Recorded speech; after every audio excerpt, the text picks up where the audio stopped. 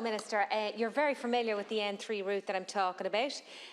Sadly and unfortunately, the motorway takes a sudden stop at Whitegate, and we have a truncated version of that N3, if you like, all the way to Cavan town.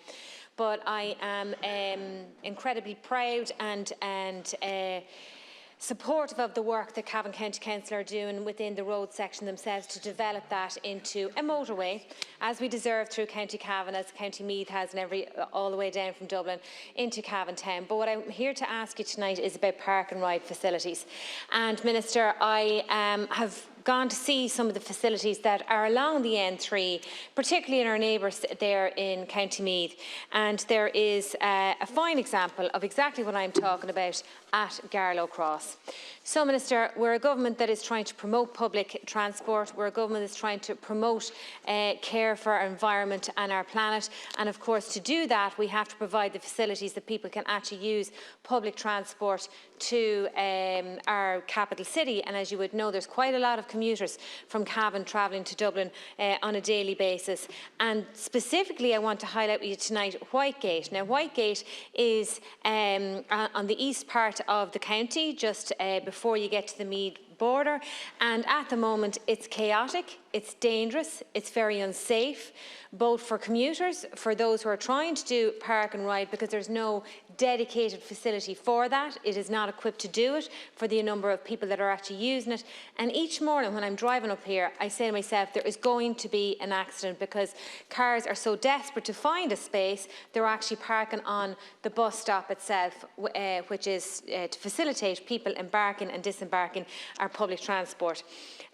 So I'd like if you would speak to that now. I know Cavan County Council are currently engaging with the TII and the NTA and Bus Éireann. Feasibility studies, feasibility and option reports have been completed or are underway with those organisations to try and put in place a vision, a plan, and give Cavan County Council the funding to enable them to deliver a proper park and ride facility that I can tell you, Minister, all over the east of the county, taken in Muncherconnock, Mahara, Mulla, Carrickbruce, that whole area, it would be very well used and utilised. And I think at the moment people are actually afraid to use it because it's so chaotic and dangerous at this moment in time.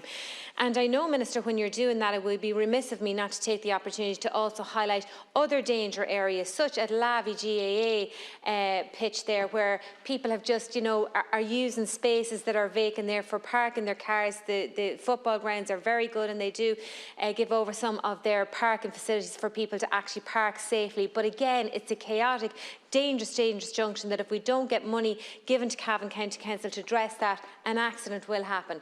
The Lavi Inn, another fine example of where we could have a park and ride facility. Killigarry, Poles, another fine example of areas that people, you know, come to meet with the N3. The bus stop is there, the bus facilities are there, but we don't have the park and ride facilities that we really need to make it safe, to encourage people using public transport. And just when we are sort of looking at that entire route, around Tractor Motors, as I'm sure you're familiar with too, going into Cavan town, another really dangerous junction that is choking up traffic going in and out of Cavan town. Again, I know Cavan County Council are working with consultants to try and address that, but I would just ask, Minister, if you would apply as much pressure as possible that funding is made available to Cavan County Council to do these important works. Smith and Lasky and Corla, and I thank you for the opportunity to address this issue and discuss park and ride facilities, and in a constituency that has a population of many Cavan people in my own area in West Dublin. I know from engaging with people that are commuting and have family members the importance of this to the people in Cavan. There's a substantial number of people in regional towns, the rural hinterland, and to a lesser extent in the metropolitan area, who do not have ease of access to high quality public transport by walking or cycling. Appropriately located and designated park and ride facilities can enable these people to access public transport and enhance their options to reach a wide range of destinations in a sustainable manner, and increase the usage of public transport, thereby maximising the value of investment in existing and new schemes. Park and ride can intercept car trips where people are reliant on private car at an early point in their journey, thereby reducing the distances travelled by private car with the corresponding reduction in carbon emissions and congestion. The National Transport Authority has long recognised the importance of high-capacity park and ride facilities at designated public transport interchanges. They've been providing these facilities as part of an ongoing investment in public transport. In line with the Climate Action Plan and to support the timely delivery of park and ride sites and a cohesive overall programme, the NTA established the Park and Ride Development Office in February 20. This office provides design services to assist in the delivery of park and ride projects across the state. Plans to expand this network are set out in the various metropolitan area strategies which have been prepared by the NTA. Caution must be exercised in the planning of park and ride facilities to ensure that unintended consequences do not arise as a result of their provisions, such as encouraging more dispersed development patterns by enabling longer distance commuting. It is the intention of the NTA, in conjunction with TI, Irish Rail, local authorities and landowners, to deliver high quality major interchange facilities or mobility hubs at appropriate locations served by high-capacity public transport services. These will be designed to be as seamless as possible and incorporate a wide range of facilities as appropriate, such as cycle parking, seating and shelter. TI, in collaboration with Cavan County Council, are currently investigating the provision of enhanced parking facilities and works to improve the safety of rural bus stops along the N3, much of which you've spoken to in your own contribution. And this work began earlier this year. There are currently 3 locations identified by TII and Cavan County Council, and Cavan County Council have now begun work to prepare the further progress on these feasibility and options reports for 2 of these locations. And when that's concluded, we'll be able to provide further update on progress in this. But I think the fact that we have investment and the 2 important delivery agencies in transport, the NTA and TI, with the local authority and Cavan County Council, making further progress in this in the context of feasibility and option reports, that will give us the ability then to make further decisions around funding and also around where the best location might be. And I think with the commuter population that you have in Cavan, it is an important place to provide that outlet and option, and also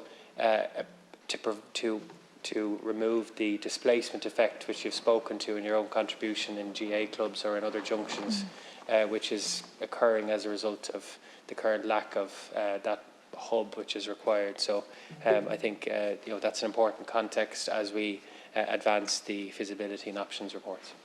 Yeah. Well, thank you very much, Minister, and that is welcome news to know that the TII are working with Cavan County Council and 3 areas or locations have been identified. Could I just take this opportunity to thank Paddy Connaughton, whom I know you have had work closely with, our Director of Services, and John McKiernan, our Senior Executive, because I know they feel as passionately about this and they're always front and centre. If there's money to be got, they're front and centre in seeking that. But just to reiterate the point that around that Whitegate one is the most obvious and evident one. There isn't even the use of a GA park or like the Lavie Inn Hotel, which very kindly give over parking as well. We have nowhere to sort of take ground from. Therefore, you see people parking in the bus stop, which is really, really, really dangerous. And people feel so passionate about this. They're coming out to protest on Friday around that. And I just want to make sure that you give all the support that you can to the County Council to ensure that they get the funds to deliver that. Could I take this opportunity, Minister, just to remind you, I too have made a submission around the rail lines, and I certainly want Cavan to be included on that. And we're looking at developing our N3 from Whitegate down to Cavan Town. We should really be ambitious enough to be looking at a real rail line that does give proper public transport all the way to Cavan Town. And if I could finish with this, it is 2 years ago, and maybe more than 2 years ago, Minister, since I first seeked a meeting with the NTA in relation to a dangerous junction on the main street in Bailborough.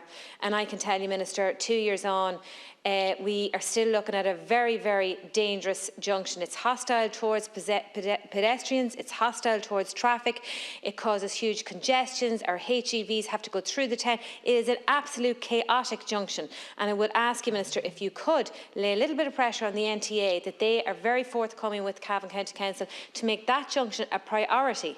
An absolute priority on the works that they are delivering funds for to Cavan County Council to ensure that that junction is addressed sooner rather than later, or there will be a serious accident. Thank you. To conclude. Thanks very much, Deputy Smith. And I think what you've set out there in your contribution, I think, speaks to the need for wider investment in transport from a public transport perspective. One aspect of that is obviously delivering greater rail and other infrastructure, and we obviously have the All Ireland Rail Review, I suppose, is the is the starting point for the wider vision we have on rail. But complementary to that, it's also important we continue investment in roads infrastructure and in making sure that junctions and particularly road infrastructure as it goes through towns and villages is made safer. So we promote road safety as a core part of roads investment, and that's something we're seeking to prioritise. And as I've said, in terms of the progress on the different locations, I note your suggestions there. There'll be further work, obviously, progressed by TI and the NTA as part of the feasibility and options report. Transport connectivity is hugely important for people who live and work in Ireland, and is key to bringing life back into our villages, towns and urban centres, to encourage strong local economies and to give people real and viable alternatives to private cars. We need to provide good public transport options. And we believe that expanding the public transport network and increasing service levels throughout the country in the ways set out in policies like Connecting Ireland and others will lead to more balanced regional development and greater connectivity for all transport users. And Park and Ride can play a really important role in addressing congestion by intercepting private car trips and giving people that opportunity to use that public transport outlet in many areas. And high capacity Park and Ride facilities are a really important part of that. So look, we'll take on board what you've set out there in the context of the Park and Ride facility. I know I note your comments about Bailieborough, and we'll reflect that to the NTA. And also your suggestion around rail as well, and thank you for raising this issue this evening. So ag bugger I go on a hate san kestella in animal chalk to